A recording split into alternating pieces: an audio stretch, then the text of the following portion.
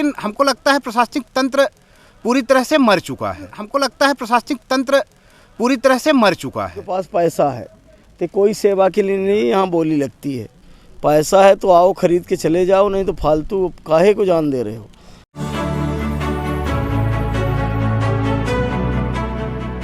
अभी मैं मध्य प्रदेश का नवीन जिला मऊगंज के अधीनस्थ में बात करूं, अभी यह नई गढ़ी तहसील के पास हूं। जैसे कि अभी लगभग आपने देखा है अनेकों तस्वीरें मऊगंज के लिए कहीं न कहीं सौगात के रूप में देखा गया है। घोषणाओं पर घोषणाएं अनेकों मध्य प्रदेश के जनता के लिए देखा जाता है, लेकिन तस्वीरें यह है कि आज भी अगर देखेंगे, इधर मैं चाहूँगा थोड़ा दिखाने का प्रयास करिएगा।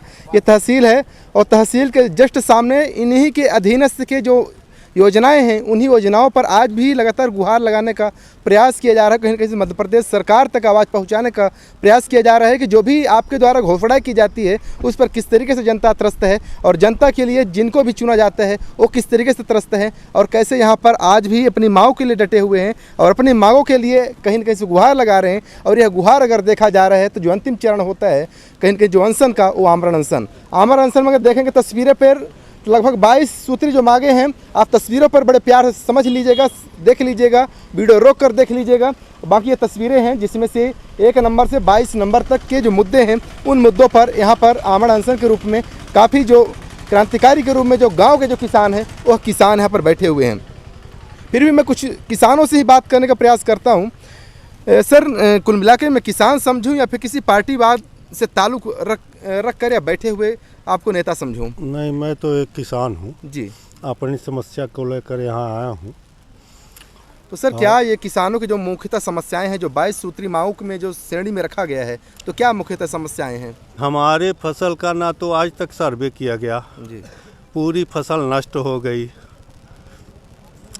न सर्वे किया गया, न किसी अधिकारी के द्वारा वहाँ किसी प्रकार की जांच की गई। अच्छा। हमारी मांग है कि हमारे खेतों को देखा जाए और हमारा जो उचित मुआवजा है वो दिया जाए। हम लोग खाद खरीदते हैं। तो चलिए, सबसे पहले मैं बात किया था कि घोषणा वीर जो मध्य प्रदेश का जो शासन स्तर है वो किस तरीके से है। घोषणाएं तो कर दी गई कि किसानों के लिए अनेकों योजनाएं, उन योजनाओं में से अगर किसी तरह से अगर किसान अगर प्रताड़ित होता है, यानी अगर उनकी फसल अगर कहीं कहीं नष्ट हो जाती है तो उनके लिए एक जो बीमा है वो बीमा, और मध्य प्रदेश सरकार भी कहीं कहीं मुआवजा देने की बात की, लेकिन ऐसी तस्वीरें कुछ देखने को मिले नहीं। चाचा भी है, मैं चाचा से पूछने का प्रयास करूंगा, आपकी जो टोपी है तो ये टोपी शौकीन लगाए हुए हैं या फिर कहीं न कहीं से पार्टी से ताल्लुक भी रखते हैं? हम कांग्रेस पार्टी से हैं और जिला कांग्रेस के कमेटी ग्रामीण का मैं प्रवक्ता हूं। हीरामन मिश्रा मेरा नाम है। मैं ये नई गढ़ी तहसील, मेरा गांव है यहाँ हरदी तिवरियान। मैं भी एक किसान का बेटा हूँ जी। किसान यहाँ का बहुत परेशान है जी, भयभीत है। अभी 1 महीने पहले आप सब लोग भी इसी क्षेत्र के निवासी हैं, ओला पाला से इसके अलावा भी सर कुछ कोई दूसरा मुद्दा सर ने कहा वही बात है। भारत का किसान ऋण में जन्म लेता है, ऋण में पलता है, ऋण छोड़कर अपने बच्चों को मर जाता है। 80% लोग किस पर आधारित हैं? यहाँ ना कोई फैक्ट्री है ना कोई कारखाना है, सिर्फ किसानी ही एक आधार है, लोगों के जीवन का साधन है। उसी में लोग अपने बेटी की शादी करते हैं, बच्चों को पढ़ाते हैं, लिखाते हैं।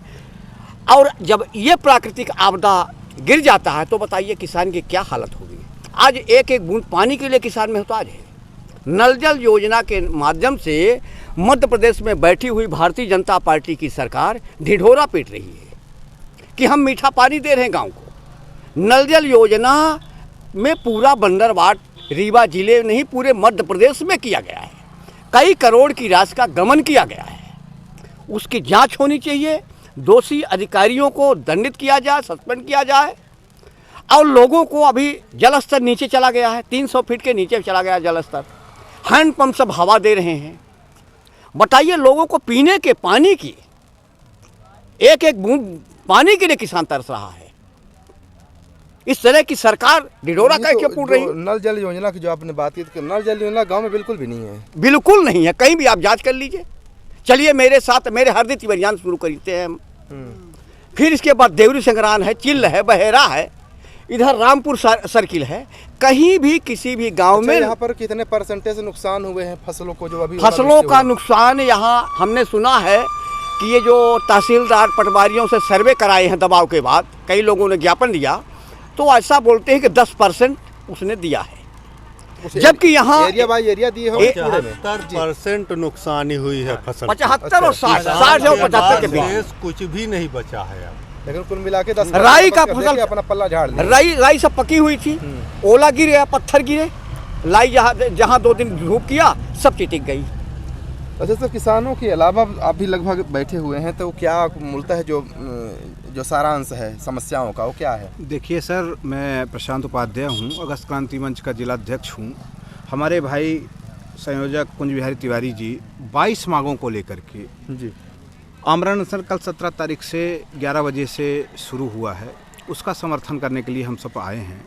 जैसा कि किसानों ने अपनी हालात बताई है, बाकी 1 से लेकर के 22 तक की आप देख सकते हैं जो जन समस्याएँ हैं इस क्षेत्र के लिए, बिजली की, पानी की, किसानों की और विभिन्न भ्रष्टाचार की, माने हर तरह से लोग पीड़ित हैं। और जो पीड़ित लोग हैं उन्होंने आमरण अनशन का फैसला लिया है। उनका समर्थन भाई कुंज बिहारी तिवारी जी ने, अगस्त क्रांति मंच के संयोजक हैं, उनको लगी कि वास्तविक पीड़ा है इस क्षेत्र में, नई गढ़ी और देवतलाव विधानसभा में, तो उनने ये फैसला लिया है कि हम सब आमरण अनशन के माध्यम से प्रशासनिक तंत्र को जगाने का काम करेंगे, जिससे कि इस क्षेत्र की जनता का कल्याण हो सके, उनकी जन समस्याएँ पूर्ण हो सकें। इन्हीं समस्याओं को लेकर के आमरण अनशन शुरू है। अच्छा, इसमें सर एक लगभग मैं भैया को देख रहा था, लगभग कुछ महीनों पहले मैंने वीडियो किया था कैद जी, और उस कैद में लगभग मुद्रिका प्रसाद को, लगभग मुझे नाम अभी भी याद है, शायद उनके भतीजे हैं जी। तो उस केस को लेकर के आपने साझा किया है, तो क्या इस पर अभी भी किसी तरह से कोई भी जो प्रशासन है वहाँ उस असर तक नहीं पहुँच पाया? देखिए, इसमें क्या थी, जैसी जांच होनी चाहिए थी जी। तो जांच को दबाने का काम कर दिया गया। जैसा कि वो उनकी धर्मपत्नी जी और उनके भतीजे जी भी आए हुए हैं, वो भी आमरण अनशन पे हैं जी।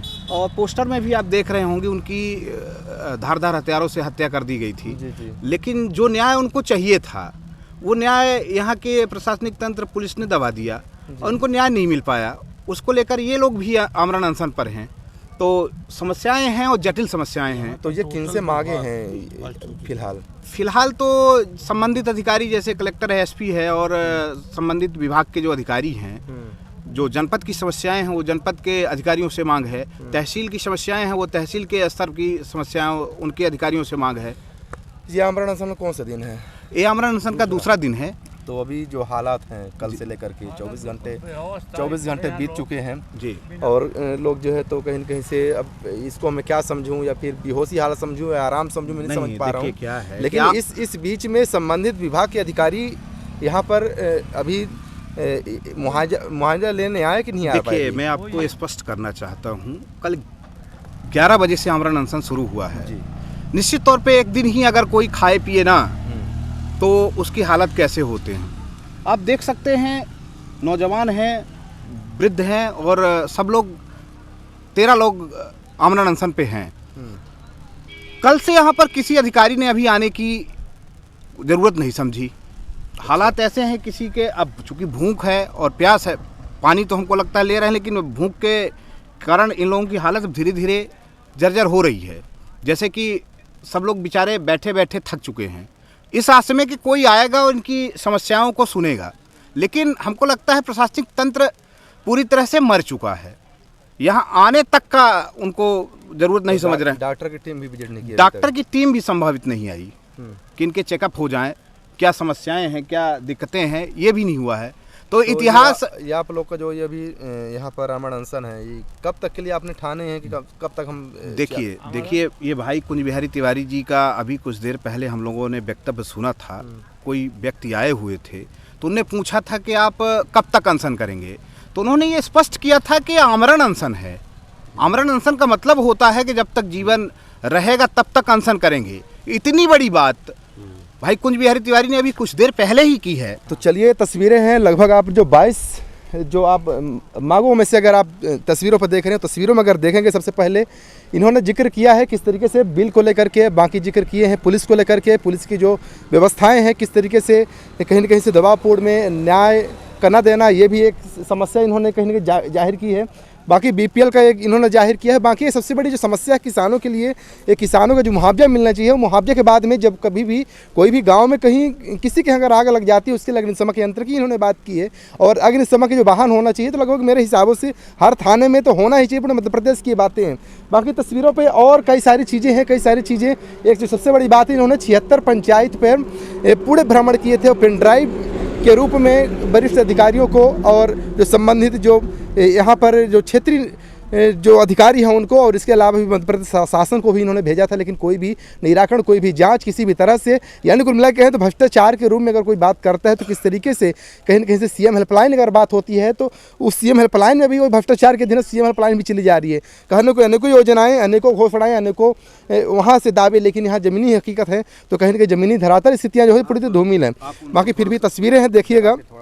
मैं चाहूँगा सर कहीं न कहीं से मैं यह कि कष्ट तो होता ही होगा, क्योंकि 24 घंटे से ऊपर बीत गए हैं।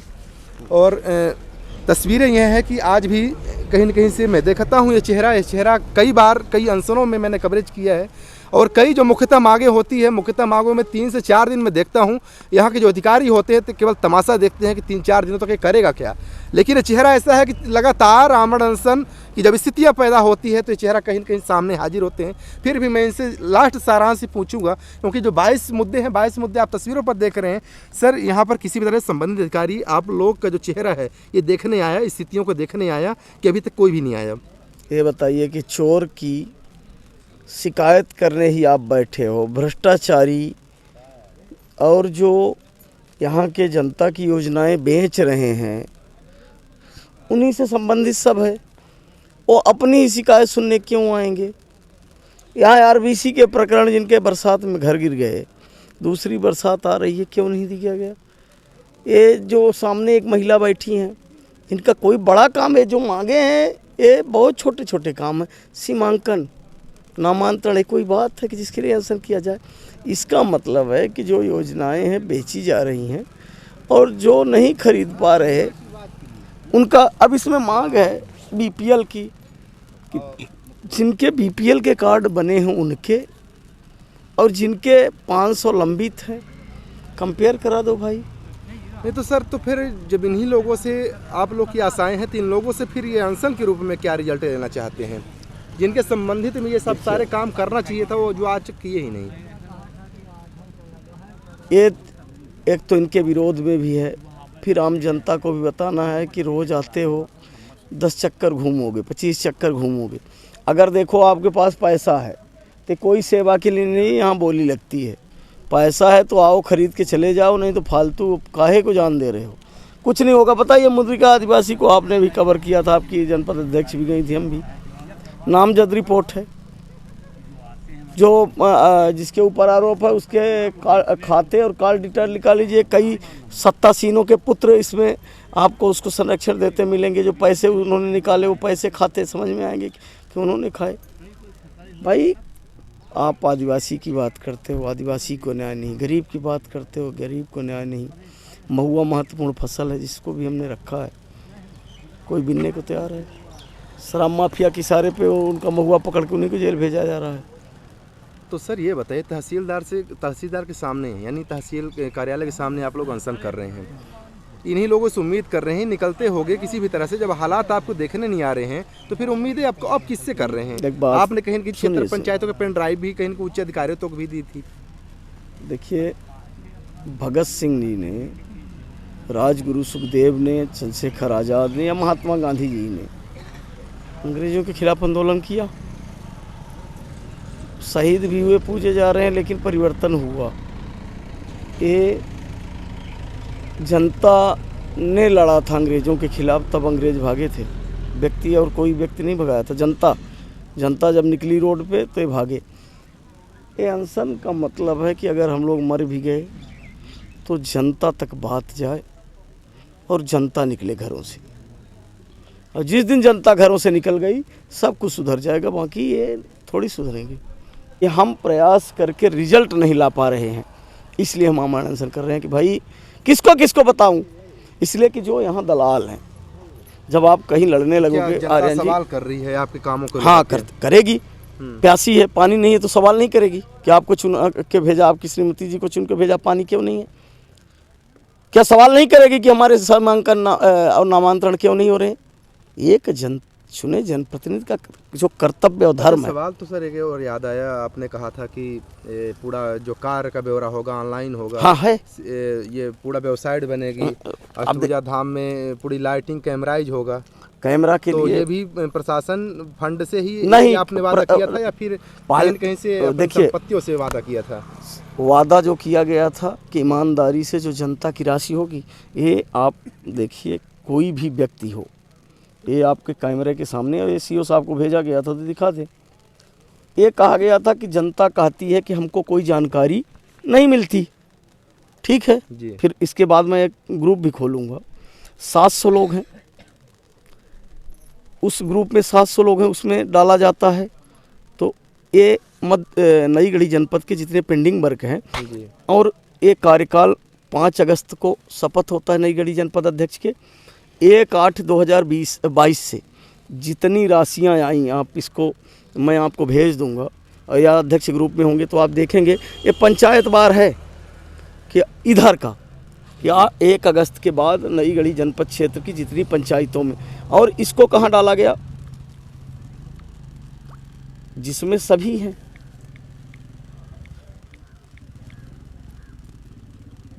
कि आपको ये जानकारी होना चाहिए कि हमारे यहाँ हो क्या रहा है।